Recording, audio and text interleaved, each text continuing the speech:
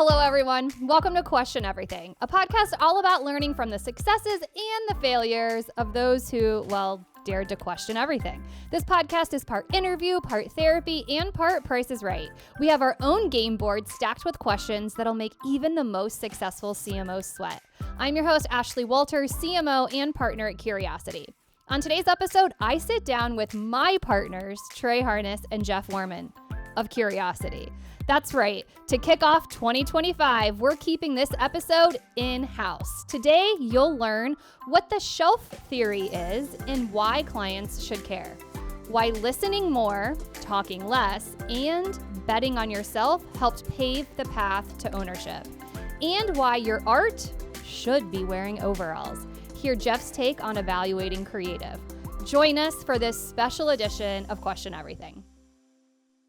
Today on Question Everything, the Curiosity owners are getting in on the action. That means I'm not only host, I'm also a guest, along with my fellow owners, President Trey and Chief Creative Officer Jeff Warman. Besides being longtime partners, we're also longtime friends. And today we're going to share our juiciest 2024 reflections and a sneak peek at what we're cooking up for 2025.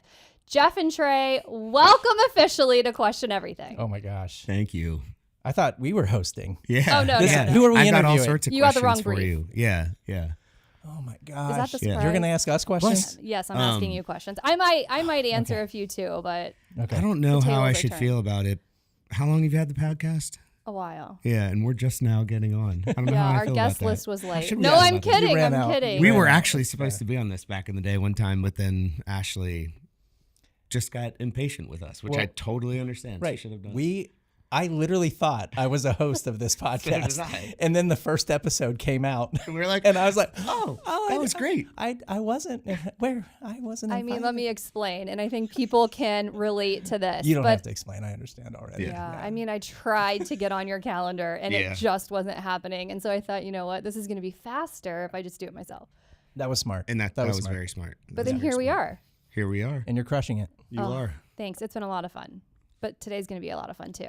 So let's just start with like how the hell we met, because we've known each other for a really long time. And it started a long time ago at an agency called Northlick, which was a big agency here in town, 70 years. They had been around. We had offices, all across the state of Ohio. Life was good. And we were working on the Ohio Tobacco Prevention Foundation, doing some youth-led marketing.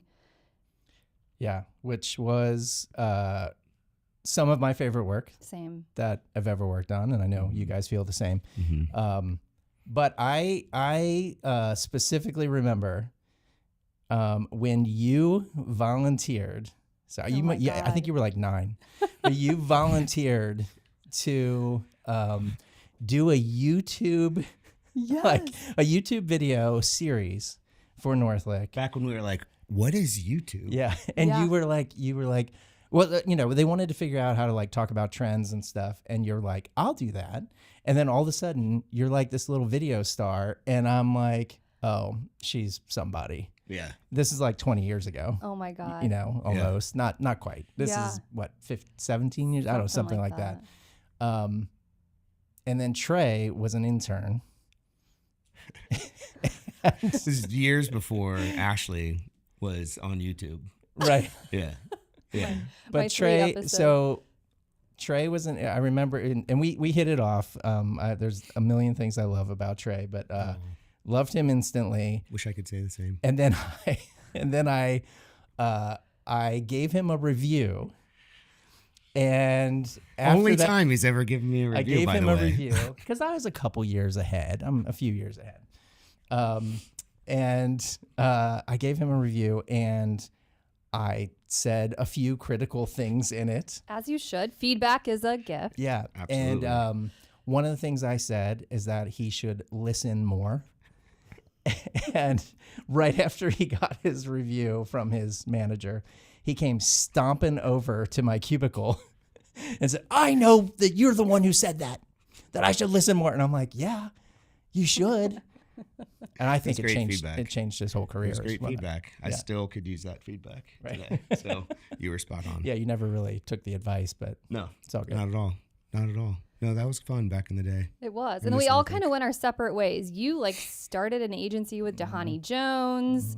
You went on to become the president of Gyro, yeah. Cincinnati. Mm-hmm. I went over to Empower for a few years. You joined me over at Empower for a few years. I did. Mm-hmm. And then now Curiosity. Yeah. It's been a journey. Yeah. We're on like year 6. Yeah. Almost. Yeah. Roughly. And it's been a ride. It has been. Yeah, it's been a lot of fun. Well, that's what we're going to dig into today is the Yeah. ride. So just like all of our other guests, I have 12 super spicy questions. All right. We will go to the game board. So the game board's set up a little bit like our CQ session that we do with a lot of our clients. You don't know what's behind each of the numbers. You get to pick your favorite number. I'll ask the question and we'll see how the discussion goes. Okay. Does that sound good? Let's do it. We probably won't get through all of them, but we'll try. Okay. Let's do it. Let's get through all of them. All right. If all we're right. here all day. Okay, if we're Yeah, we're here all day. all day. We have nothing to do. This is a 6-hour podcast. Yeah. Who wants to go first? Trey? Trey should go first. Okay. Well, right, Trey. obviously the best number on the planet is 3. So Three. 3. Yeah. All right. Saw that coming. Well, listen to that. We just talked about this. So, feedback is a gift. What is the most game-changing feedback you have ever received? And it can't be that you need to listen more. We need something else. What'd you say? Sorry. No, would be 2 things. One, first year of my career, about 6 months into my career, I thought this business wasn't for me. And I was trying to figure out, like, what else was I going to do? Should I go back to school? I felt like a little bit lost on the team I was on, and for a lot of different reasons that are, no individual's fault or anything like that. But this new business guy took me under his wing, and he was just kind of like, his name's Bruce McTagg. Shout out to Bruce McTagg, love that guy. But he just, he kind of gave me a kick in the pants and was just like, you have a ton of talent, you need to apply it, right? Like, and I think the big thing is like, you got to find the passion for this. And I knew I wanted to be there. Like I was super interested in the business. I just felt like, man, maybe it's just not for me. And that perspective just kind of opened my eyes to, I guess to having an open mind about what my role was. And I think also like getting involved in new business was allowing me to like be exposed to different things. And I felt like the team I was on, the work was just a little bit stagnant. And so I'm honestly, it kept me in this business. Like I was definitely going to be bouncing right out of it. And it's the thing that working with Bruce, over the next year really made me fall in love with the industry. So, and then probably, as I've been in this role, I get feedback almost daily that is incredibly helpful. I think there are a lot of challenges about being in the role that I'm in, but I think one of the things that I love the most about it is that I feel like I learn more every day in this role than any other role I've ever been in, which is kind of odd, but so to me, it's just like, I feel like I get constant feedback because everything that we do collectively at this agency, we get the instant feedback of our staff or our clients responding to it.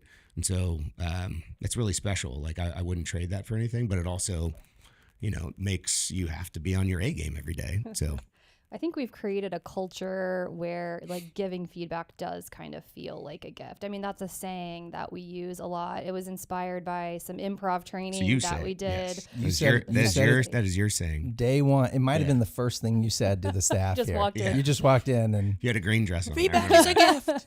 Yes. And I mean, but you did. You said it the first time you spoke to the staff, and it's stuck. Yeah.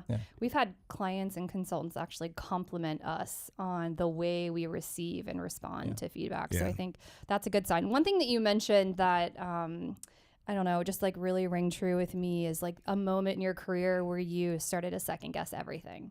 And I know I had a moment like that in my career. And it's funny because while I was in this moment of like, is this for me? Do I really just want to be creating ads that people are skipping all the time for the rest of my life? You actually called me and you're like, hey, you ever thought about owning an agency? And I'm like, well, that's interesting. And you gave me feedback. That's some of the best feedback I've ever gotten, which is whenever you're in a situation where you can bet on yourself, do it. And I've thought about that a lot, even over the last 6 years at work, at home. And I just thought that was really, really good feedback when you're in control somewhat and you have the opportunity, like bet on yourself every time. Thank you. Yeah. I mean, when you think about it, it's the only thing we really can control, like in our career. So, and Jeff was the one that told me that because Dahani is the one that told Jeff that. So, look at that. Full circle. Isn't that funny? Yeah. Yeah. Dahani gave me so much incredible advice. And are we both answering? Go this? ahead. We all answering. Yeah, you got an answer? Because I do have something that Dahani also said to me one time, which is very simple, which is you talk too much. God bless Listen Dahani. more. God bless Dahani. I'm still working on that. I've gotten better. But we had a big conversation about letting the work demonstrate why you should believe in it.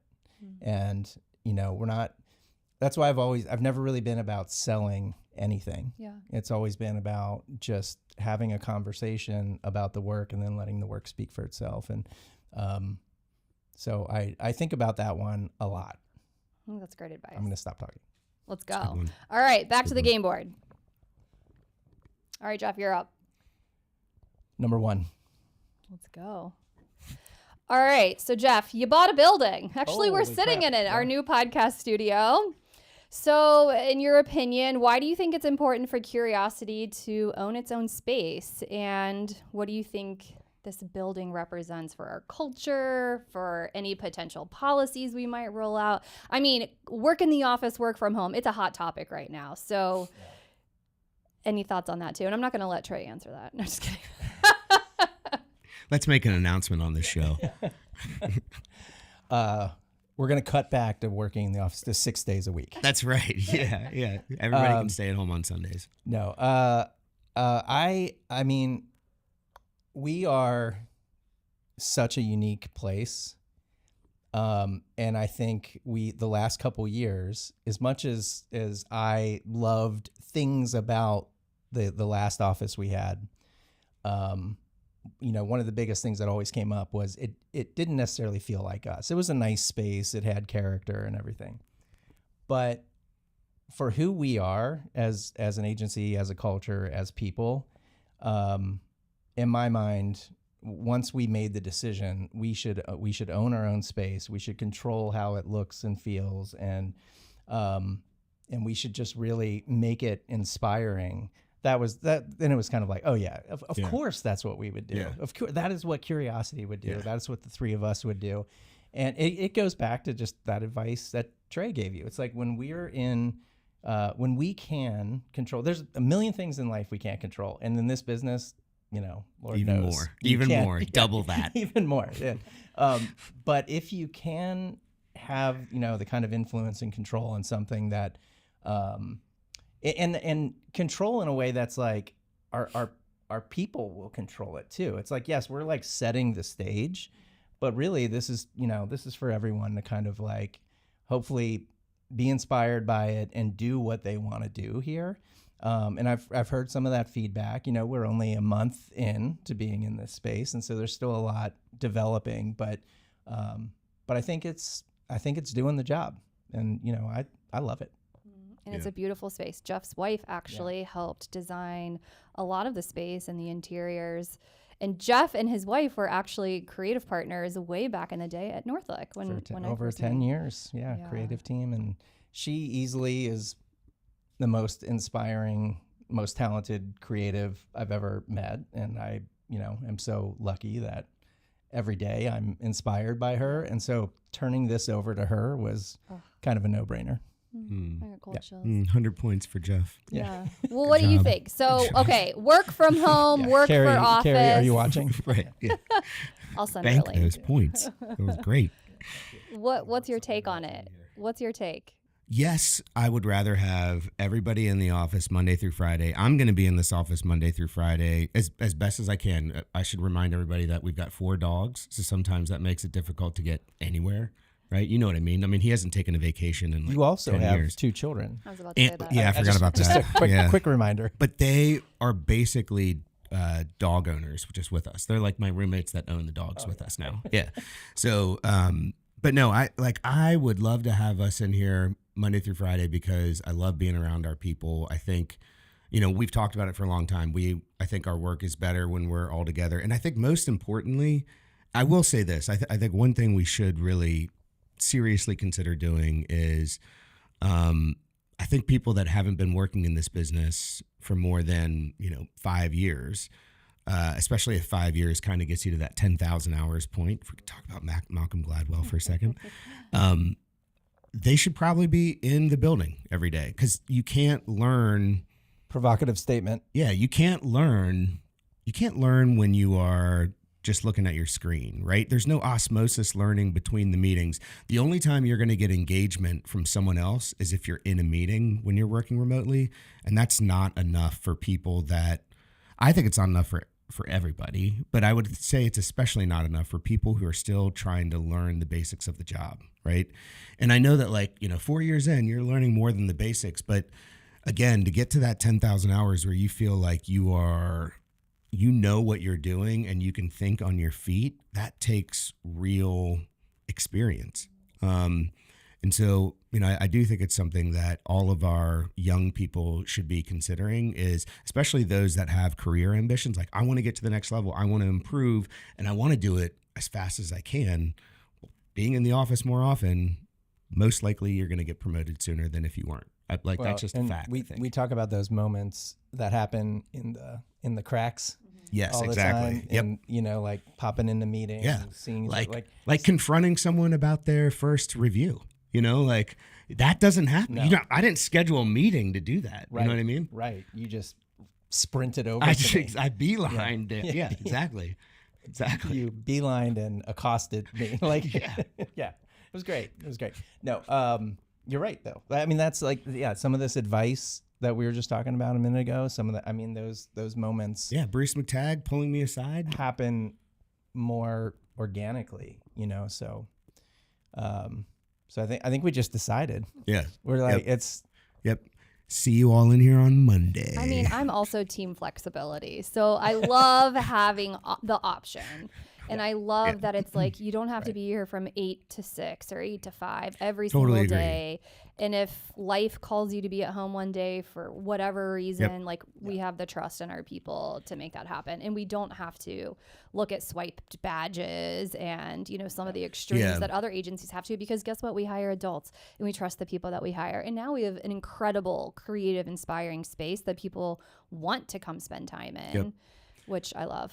Yeah, I think it's probably more accurate to say that I don't necessarily want people to be in the office. I want people to want to be in the office, right? It's a big difference. Because to me, that is have to be versus want to be. Exactly right. Yep. Yeah.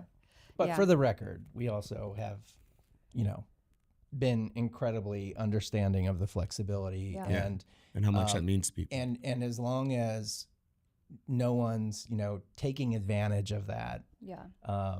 We trust our people. We trust our people. And so it makes it easy for us to do it the way we've been doing it because our people are awesome. Yeah. True story. All right, back to the board. You're up. Oh wait, no, are you up? I mean, I'll pick one. I Yeah, don't know what's behind him either. You're So playing. Yeah, you're playing. I mean, my favorite number is 9, so let's go 9. All right, round robin. What is the most meaningful or unexpected way that you've leaned in as an owner? Interesting question. I mean, because we all have our day jobs, right? So I'm sales and marketing. You are, definitely more account, business leadership, creative. Yeah. So outside of your role, have there been ways that you've had to lean in that maybe were unexpected? I've got one. I can start. Go ahead. So one of the, a big moment for me was Roe versus Wade. And, there's a lot of conversation and a lot of decisions happening that are kind of out of our control, state and government led. And we're just kind of sitting back and seeing what Ohio is going to do.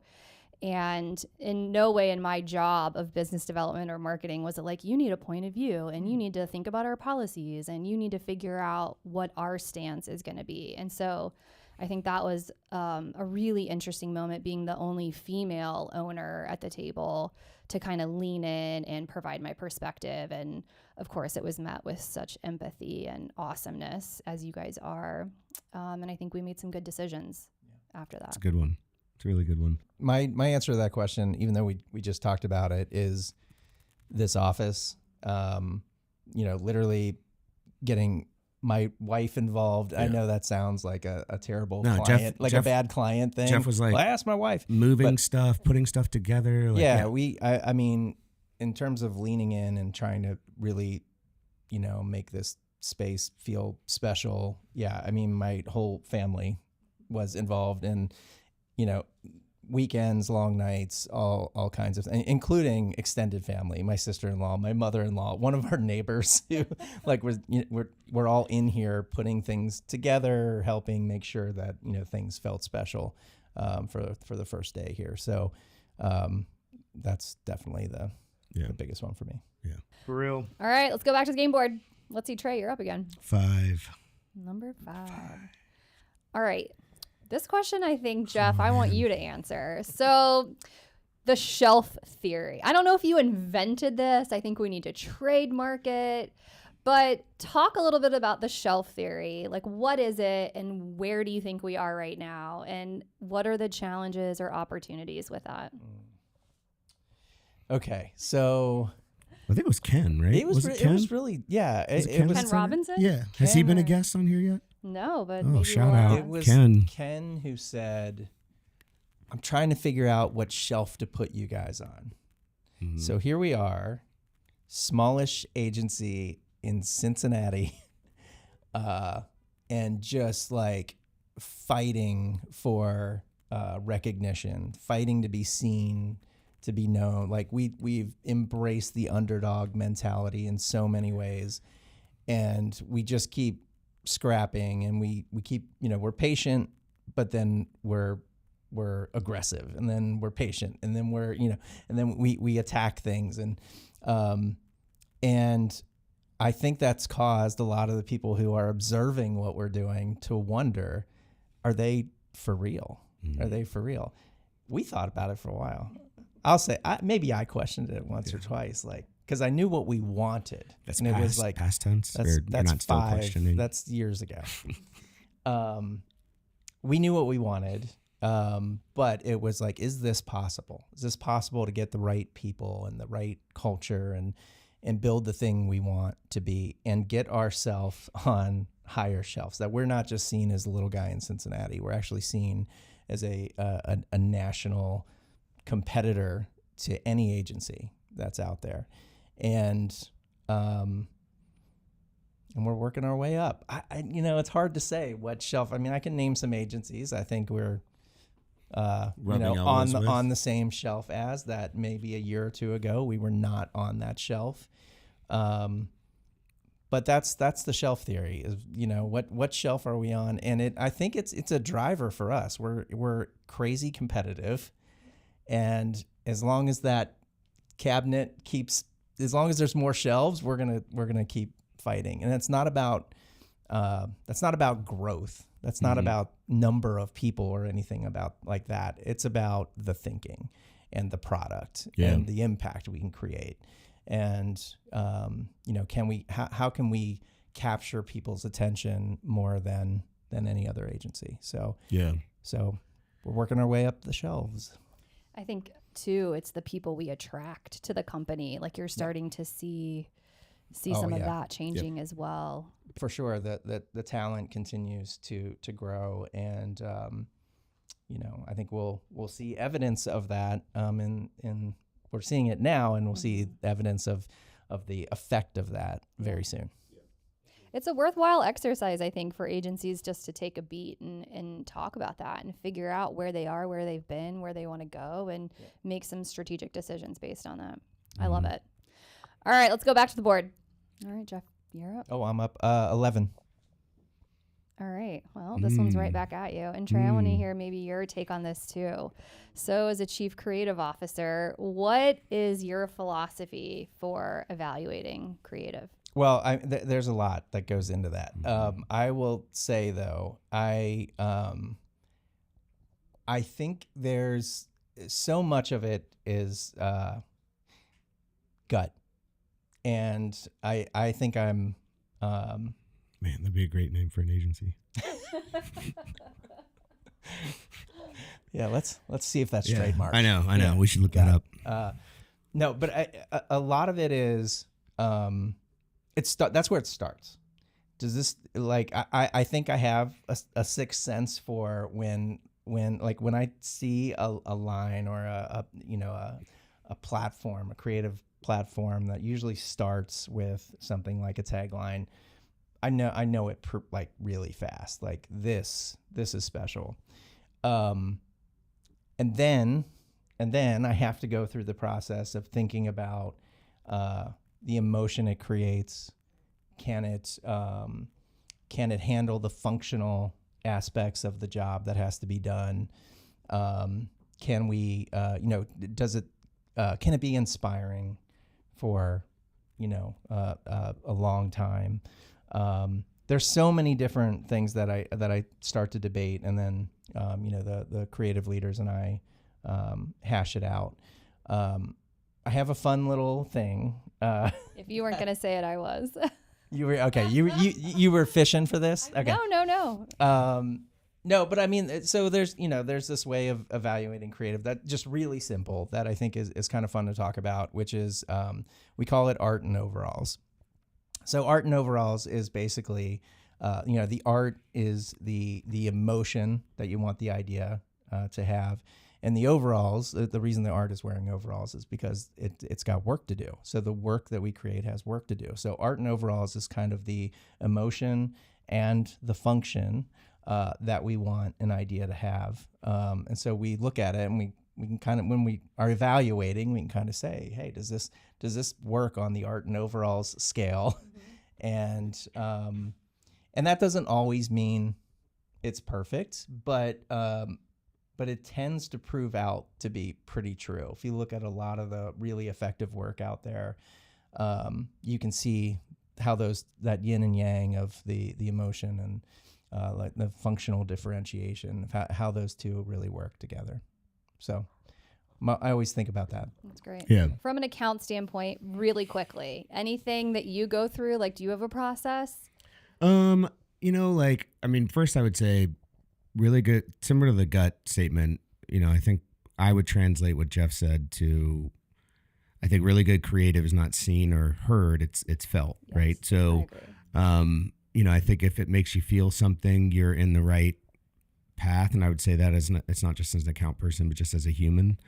I think simplicity is probably the biggest thing I look for, because, having a force multiplying massive creative idea that is going to potentially transform a business just because, man, that is just an incredible idea that people will rally around. Certainly those things are typically really simple, right? So if we've got simplicity, then we've got potential in my mind. And so that's the number one thing I'm looking for is simplicity when I think about thinking about it from the client standpoint or from an account person standpoint, because that's the best place for us to start to convince a client to take a chance. So if it's simple enough, then they should feel really good about it. Yeah, Pete Carter calls it the Pete Carter tingles. So it's got to make you feel something, which I love. Yeah. So you're onto something with him if he says he's got the tingles. Let's go. All right, back to the game board. I think I get to choose next. Okay. Let's go number 6. Okay, so Trey, I want you to answer this one first. So name a time when curiosity's culture just blew you away. Because people talk about our culture all the time. Yeah. I think the way that our culture has responded to massive moments outside. So if the pandemic's obviously one of those, whether it's Roe v. Wade, whether it's things that happen in our industry, awful tragedies or incredible celebrations. I feel like our culture does a really good job of like being human first. So I think anytime we've had something that's been outside of our business, the way that our culture has responded to that, recognizing that like, hey, at the end of the day, we're all humans first, has just been, that's exactly what the kind of company that I would want to work at. Yeah, I think COVID jumped into my mind thinking about standing on, people's front lawns, and totally. having conversations, from a distance, and delivering packages, and just checking in with everybody. That was huge. I also think about what these jokers have created, which is I tell so many people who are thinking about wanting to work at Curiosity, I'm like, have you gone through our Instagram and our TikTok? Totally. Yep. You'll know what it feels like to work here and to connect with the people here by doing that. It's so well done. But I think of like one kind of micro culture moment where it really helped me realize that, something really special was happening, which is when a few years back we were rebranding ourselves, and we had a trusted partner, design partner, kind of working on it. Everybody was too busy internally, but like we still wanted to hit some timing of like kind of rolling out the new Curiosity. And so we had this like trusted partner working on designs and, the design thinking. And internally, KG and Craig's and a few other folks came to me and they said like, no, we'll put in the extra time. This is ours. This means too much to us. This is like, there's too much connection. And that was, culture took over the design of what the agency was going to be about. And it was like, yep, that's the right choice. And they came to that conclusion themselves. They didn't have to do that. And I think in a lot of bigger agencies, potentially, you're not even seeing that work is happening. You're not even seeing that you could grab hold of that and own it the way that this team did that and said like, no, we believe in this. We're so connected to this place. We want to own whatever represents us. We're going to own that because we care so much about it. So that hit me. I remember thinking like, oh, okay, this is, like people want to be a part of this. Yeah, and that happened right before the pandemic. That was a serendipitous moment that I think made the pandemic a positive thing for us for our culture. We were like City. Ready to go. Yeah. We were in New York City launching the brand. Right. There was like one case of COVID when we flew out. And I remember being at this Adweek conference, like shaking people's hand day one. And then day two, we were kind of like elbowing. And like day three, we were like toe tapping or something weird. Day three, we were 6 feet apart. And then we were like, I hope we can make it home. I know. Like, all right, let's go back to the game board. You guys pick. Is it Boomer? Got to do Boomer. Boomer 7. All right, let's go number 7. Last question. And number 7, this is a really good one to end on. So let's build the hype. Trey, what can the industry expect from Curiosity in 2025? I'm really excited about our work taking a really big step, right? I think as we talked about earlier about, what shelf we're on, I think we're attracting clients that could help move us to a new shelf. But what I'm most excited about, honestly, is being able to bring some of our new talent and some of our new way of approach, our new thinking to current clients, like making incredible work for clients, especially clients that have been with us the longest. Like I want to do, something really great for these brands that have been our partners for a long time. And we've always done, good to great work for them. I think we are the most prepared as we've ever been to do some really great work for them, like work that will definitely be effective and achieve incredible results. Yeah, I want to build on that because I think that my answer is, what's next for us is big swings. Yep. We're going to take some big swings. And I think, but it's not just because we want to do it. It's because actually our clients want it. The prospects that we've been talking to recently, they want it. I think there's a lot of conversation around them getting a little frustrated with fighting it out in the lower funnel performance area and struggling to like really be known for something and really be seen. And guess what? That requires a big swing. Yep. That means big ideas. You got to invest in them. And it doesn't mean you have to have a big budget. It just means you have to like put a little effort into the thinking for a big swing. And it doesn't always cost a lot of money, but it's a big, it can still be a big idea. And so, that we keep having those conversations. So I know that's what 2025 is going to look like for us. Yeah. I'm excited. I think this coming up year, people are going to see a slightly elevated sense of who curiosity is. I think we are growing up quite a bit, and I think we are starting to bring something unique to the industry that needs it. And we're in a moment of just like critical change in the industry. And so I'm excited to see that kind of come to life and how we make the notion and the science behind curiosity mean something more and something very beneficial, especially to clients. Agreed. Okay, well, you guys have been great guests. If you have listened to any of our podcasts, you know that we always end with a little this or that. Right? So it's rapid fire questions. However, today we're going to do things a little differently. So we also have a show that we produce. Oh my God. I have rejected being on Hot Ones 50 times. So we call it Dot Fun Hot Ones. And in this series, for anybody who hasn't seen it, we put two employees head to head eating some very hot chicken wings. And as they're eating them, they have to answer some super nuggets, just for the spicy record. questions. And so today, this my is definitely friends, Chick-fil-A. you get to try some chicken nuggets because Jeff's favorite food is chicken nuggets. Mac and cheese. It's mac and cheese. This is our hottest hot sauce on Dot Fun Hot Ones. Oh, screw you. Is it hot?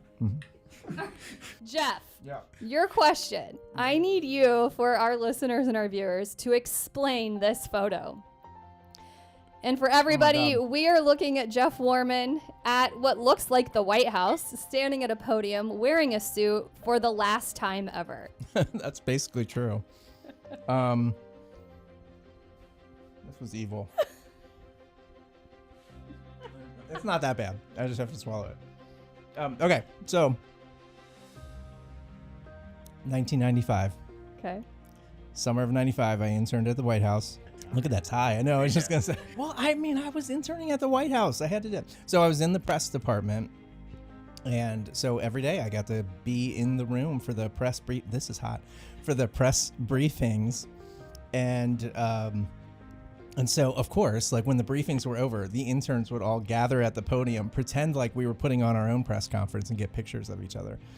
So this is a fake pretend press conference? Yeah, you can it's tell. totally fake. And can we just make just one quick note? You interned with Monica Lewinsky. I interned with Monica Lewinsky, who I didn't really know at all, but we're in like intern staff photos together. And now I think that woman is an inspiration. She's actually pretty amazing. I wish we could get her on the podcast. This was a genius question because now we can meta tag Monica Lewinsky to this podcast. But you should have ate that already, so then you. All right, who's up next? All right, Trey, you're up. You better make him have a long answer. Is it spicy? Yeah. You're gonna get out of. We're gonna run out of time, and you're not gonna have. Well, you want to know what the truth is? I already did a Hot Ones episode. Oh, that's right. You earned it. So technically, I don't even think I should have to eat it. All right. How you feeling? You good? All right. Trey, you love being presidential. What is the most insane issue you've had to diffuse as president of your neighborhood pool? Oh, my God. The neighborhood. Oh, man. Excellent question. I love this question. I love that you're in pain. I think there's a plaque of Trey in a bathroom also. Wait, at I his handled this Liverpool. way better than Trey is handling. Yeah, I'm not. There's like definitely a seed. There was a seed. Like the seeds are the hottest. There was a seed on the top of mine. Yeah, I think it was a joke. We're saying, man, the pool.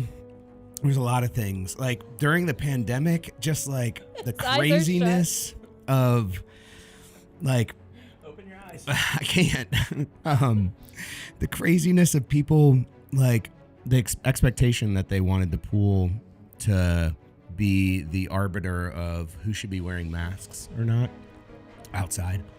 So it was just crazy. It was like I'd come from work where I felt like I had to make all of these health code decisions that I knew nothing about. And then I had to go to the pool and they were elevated to a whole nother level. It was insane. And then, just the constant being on call all summer and it basically being my number one priority. So yeah. Trey would leave meetings early because he'd have to get to the pool. He missed a lot of work for very important pool meetings. Yeah, right. This is not Do fun. I need to eat one or can we? Wait, what? Yeah. All right. So my question is smooch, marry, kill these terrifying things. I'll eat it just because. But for the record, I ate like a dozen of these on Hot Ones, which you guys need to come on. Nope. Let's see them. How big of babies they are. Oh, it's pretty spicy. All right. Smooch, kill, marry, kill. Oh, yeah. Smooch, marry, kill. Your glasses Improv, fall down. panel I know. discussion, or award acceptance speech. Well, I like all three of these things.